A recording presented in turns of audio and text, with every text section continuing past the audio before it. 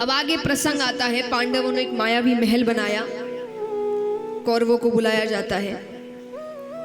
मायावी महल है, दुर्योधन को समझने में समय लग गया, उन्हें ठोकर लगती है, वो गिर जाते हैं। सामने से द्रौपदी जी जा रही थी, उन्होंने मजाक में कहा, अंधे का पुत्र अंधा।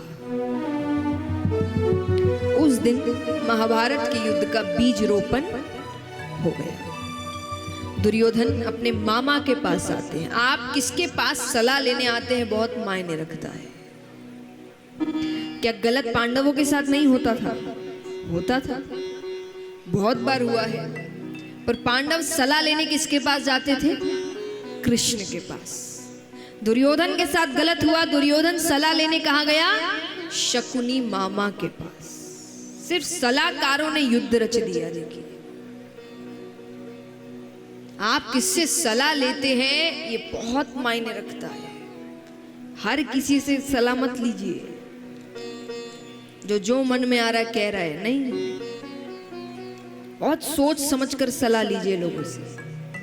तो दुर्योधन गए, शकुनी मामा ने कहा, चिंता मत करो, मेरे पास पासे हैं जो मेरे वश में हैं, हम धृत क्रीड़ा का खेल करेंगे, जुआ, तुम जीत जाओगे, वो सब हार जाएंगे, तो तुमको जैसा बदला लेना है वहां वो बदला ले लेना। खेल आरंभ होता है।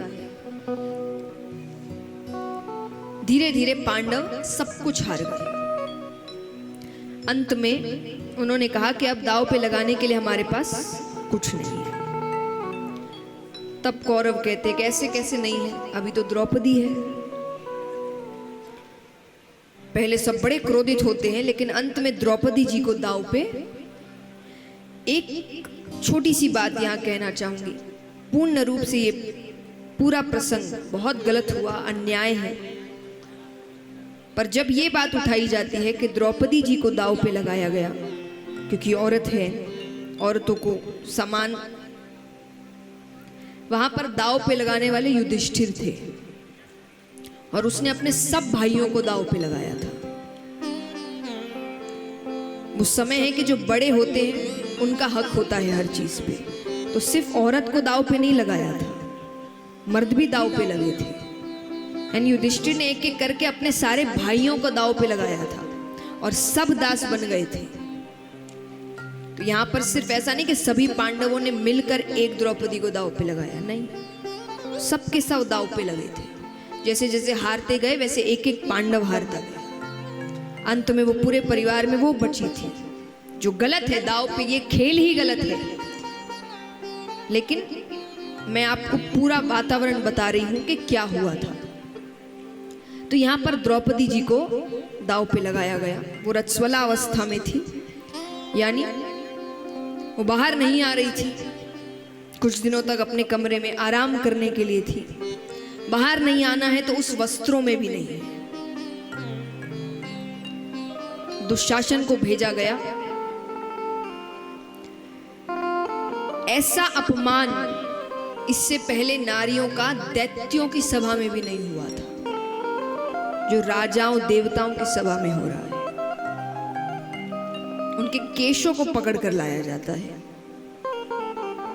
बीच सभा में पटका जाता है। दुर्योधन ने कहा इसको निर्वस्त्र किया जाए। साड़ी खींचने लगते हैं। उसने कुछ देर तक अपने दांत में दबा कर रखी, पर कितनी देर तक? वो बहुत शक्तिशाली है दुशासन। अंत में जब हारने लगती है तब दोनों हाथ ऊपर उठाती है, हे परम पिता परमेश्वर मेरी रक्षा करो, हे द्वारिका के नाथ मेरी रक्षा करो, हे द्वारिकाधीश मेरी रक्षा करो। उसके बाद जो साड़ी बढ़ने लगती है, बढ़ते बढ़ते बढ़ते बढ़ते बढ़ते कपड़ों का पहाड़ लग जाता है वहां पर वो साड़ी शरीर से नहीं हटी। थक जाता है दुशासन, पर वो साड़ी भगवान उसके शरीर से हटने नहीं देते। इसके बाद भीम बहुत क्रोधित होते हैं, प्रतिज्ञा लेते हैं कि जो दुर्योधन है इसकी छाती फाड़ कर इसका लहू पीऊंगा मैं। दुशासन जिसने द्रौपदी के वस्त्रों को हाथ लगाने की हिम्मत की है, इसके दोनों हाथ उखाड़ कर फेंक दूंगा। लेकिन वो सब बात की बातें, पहले उनको वनवास होता है, वनवास के बाद वापस आए, अपना राज्य मांगा।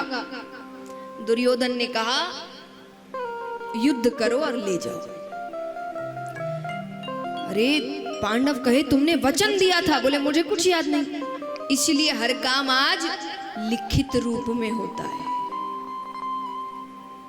दुर्योधन ने कहा मुझे बोला हुआ कुछ भी याद, मैं युद्ध के बिना सुई भर भूमि नहीं दूंगा तुमको। अब यहां पर भगवान के पास गए वापस सबके सब, पांडवों के पास तो एक ही व्यक्ति है। भगवान के पास गए तो भगवान शांति दूत बनकर जाते हैं समझाने के लिए।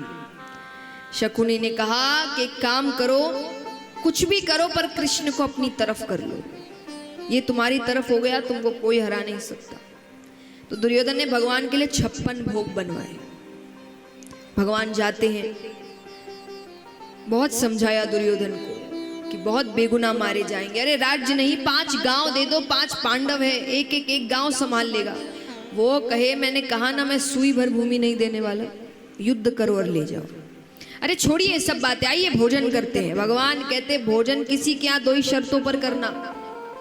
पहली शर्त कि जो भोजन करा रहा है उसके मन में बहुत भाव है, वो सच में दिल से चाहता है आप उसके घर भोजन करें तो कर ले।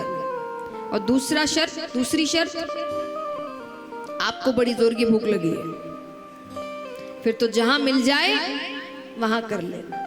भगवान कहते हैं यहाँ दोनों ही शर्तें नहीं है, ना तो तुम्हारी आंखों में मुझे इतना सा प्रेम नजर आ रहा है और ना मुझे इतनी कोई भूख लगी है। भगवान कहते मैं तो विदुर जी के यहाँ भोजन करूंगा।